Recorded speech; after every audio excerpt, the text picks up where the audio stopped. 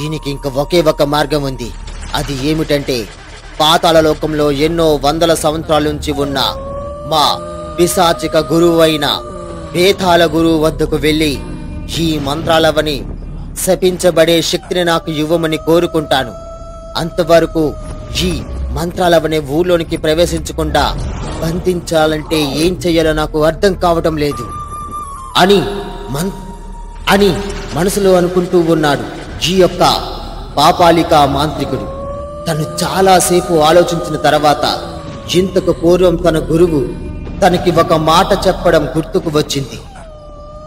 నాయనా పాపాలిక, నీ శక్తిని మించిన అధిక శక్తిని నువ్వు బంధించాలన్నా లేదా నువ్వు ఆపాలన్నా సరే దానికి ఒకే ఒక మార్గం ఉంది.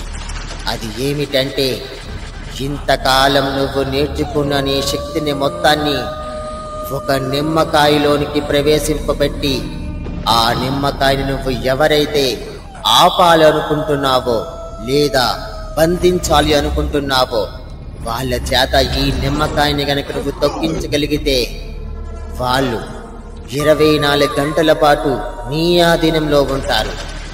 అలా చేస్తే నువ్వు అనుకున్న వాళ్ళని ఖచ్చితంగా నీ అంతటి శక్తి మించినైనా సరే వాళ్ళని బంధించగలవు నాయనా. ఇది గుర్తుకు ఉంచుకో, నీకు ఆపద సమయంలో ఇది పనికి వస్తుంది అని తన గురువు చెప్పిన మాటలు నేరుగా ఈ పాపాలిక మాంత్రికుడికి గుర్తుకు వచ్చాయి. వెంటనే ఈ మాంత్రికుడు ఇలా అంటూ ఉన్నాడు, వందనాలు గురు, వందనాలు. మీరు నాకు చెప్పిన ఆ యొక్క మంత్రం ఎందుకు పనికిరాదు అనుకున్నాను, కానీ నా శక్తికి మించిన అధిక శక్తి అయిన ఆ మంత్రాలను కూడా బంధించగలుగుతున్నాను అంటే నాకు చాలా ఆనందంగా ఉంది. ఇప్పుడే నేను నేర్చుకున్న నా శక్తులన్నిటినీ ఒక నిమ్మకాయలో ప్రవేశపెట్టి ఆ నిమ్మకాయని మంత్రాల చేత తొక్కించి తనని శాపగ్రస్తులా ఉండేటట్టు చేయేలా చేస్తాను అని ఆ పాపాలిక మాంత్రికుడు తను నేర్చుకున్న శక్తిని అన్నింటినీ ఒక నిమ్మకాయలోనికి ప్రవేశపెడుతూ ఉన్నాడు. ఓం క్రీం శక్తి ప్రవేశిని, ఓం క్రీం శక్తి ప్రవేశిని, ఓం క్రీం భూత ప్రేత శక్తి ప్రవేశిని అని మంత్రాలు చదవగా ఆ పాపాలిక మాంత్రికుడు సంపాదించుకున్న శక్తులన్నీ ఒక నిమ్మకాయలోనికి ప్రవేశపెట్టాడు. ఆ నిమ్మకాయనికి తనకి ఎదురుగా ఉన్న అనుచరుడికి ఇచ్చి ఇలా అంటూ ఉన్నాడు, ఇదిగో పిల్ల పిశాచి, నువ్వు చేయవలసిన ఒకే ఒక కార్యక్రమం ఉంది. అది ఏమిటంటే ఎంతో శక్తివంతమైన ఈ నిమ్మకాయని నువ్వు ఏదో ఒక విధంగా ఊళ్ళోనికి ప్రవేశించే ఆ మంత్రాలవ చేత తొక్కించబడితే చాలు.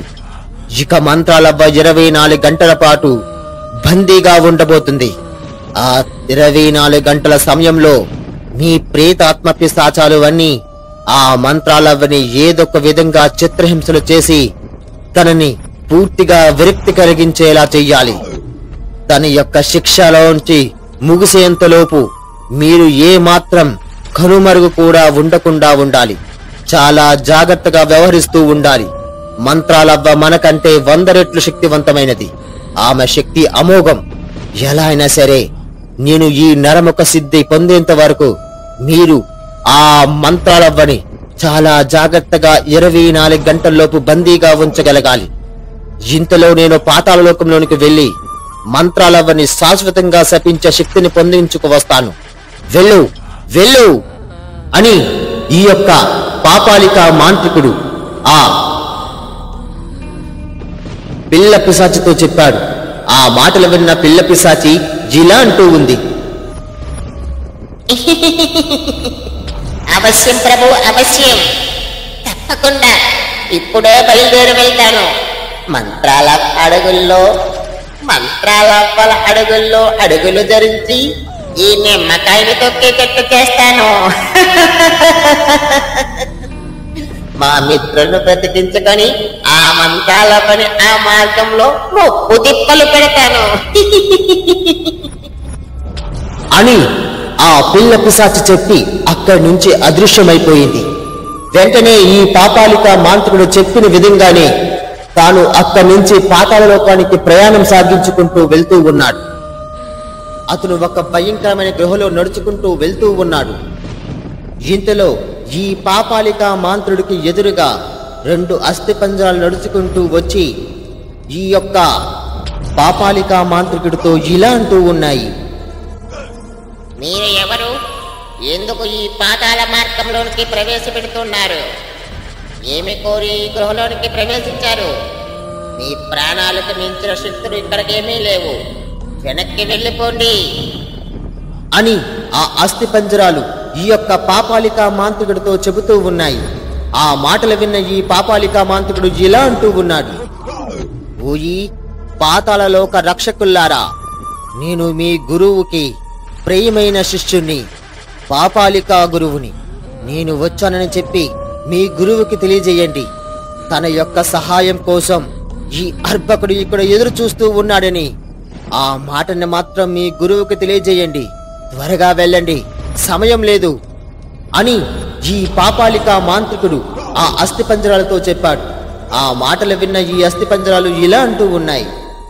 ఓ పాపాలిక మాంత్రికుడు అంటే నువ్వేనా? మా గురువు గారు చాలాసార్లు చెప్పారు, ఎన్నో సంవత్సరాల నుంచి నరముఖ సిద్ధి విద్య కోసం మీరు చాలా ప్రయత్నం చేస్తూ ఉన్నారని. కానీ పాపం ఇంతవరకు ఆ నరముఖ సిద్ధిని మీరు పొందలేకపోయారంటారు కదా.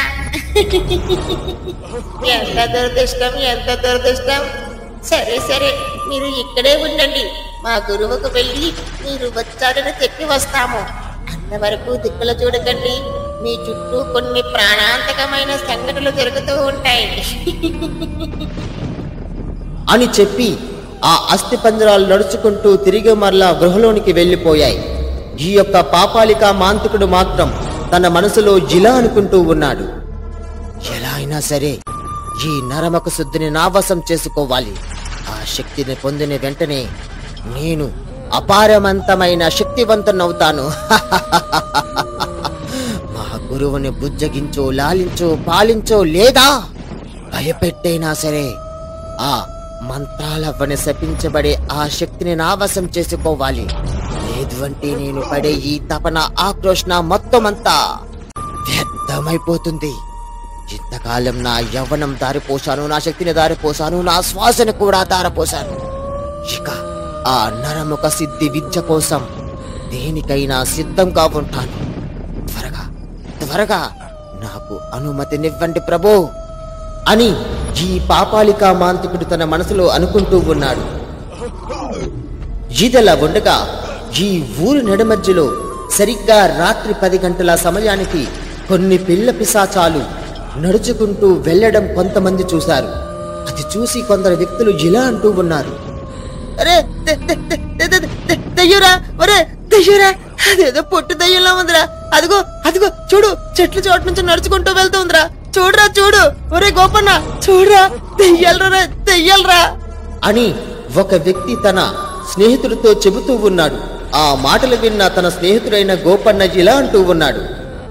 అరే దెయ్యాలేట్రా దెయ్యాలు, ఈ రోజుల్లో దెయ్యాలు పోతాలు ఏమిట్రా నువ్వు మరేనే?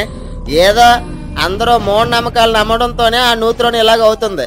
సరేలే, అసలు శాపం ఎందుకు వస్తుందో, మన ఊర్లో ఒక మాయదార కిరణాలు ఎందుకు వస్తుందో తెలియక మళ్ళీ సత్తుంటే మళ్ళీ నువ్వు ఈ పొట్టు దెయ్యాలని ఒకటే ఎక్కడ చూపించు అని ఆ వ్యక్తి చెప్పగా తన స్నేహితుడు ఇలా అంటూ ఉన్నాడు. అదిగోరా అదిగో, అల్ల చెట్టు చాటున 2 పొట్టు దెయ్యాలను నడుచుకుంటూ నవ్వుకుంటూ వెళ్ళడం నేను కళ్ళారా చూశాను రా. నిజంగానే నా మాట నమ్మరా అని వాళ్ళిద్దరూ మాట్లాడుకుంటూ ఉన్నారు. ఇంతలో వీళ్ళు నిలుచున్న చెట్టు మీదే కొన్ని పిల్ల ప్రేతాత్మలు అక్కడి నుంచొని గట్టిగా నవ్వుతూ ఉన్నాయి. మానవులు భలే అమాయక ప్రజలు. మనల్ని చూసినా సరే వీళ్ళు నమ్మలేకపోతూ ఉన్నారు. ఇక మనం ఊళ్ళోనికి ప్రవేశించి మన ఆకతాయి పనులతో వీళ్ళందరినీ మనం ఆట పట్టించాలి. పొట్టి దయ్యాలు కాదు, మనం కట్టి దయ్యాలమని వీళ్ళకి తెలియజేయాలి. రేపటి నుంచి ఊళ్ళో అంతా మన దెయ్యాల గోల వినిపిస్తూ ఉండాలి. ఎందుకంటే మన పాపాలిక గురువు ఇక్కడ లేరు.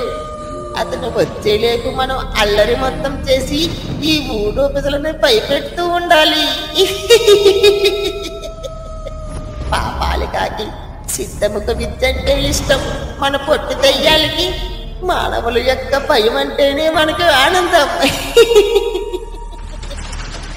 అని ఆ పొట్టి దెయ్యాలు రెండు చెట్టుపై కూర్చొని మాట్లాడుకుంటూ ఉన్నాయి.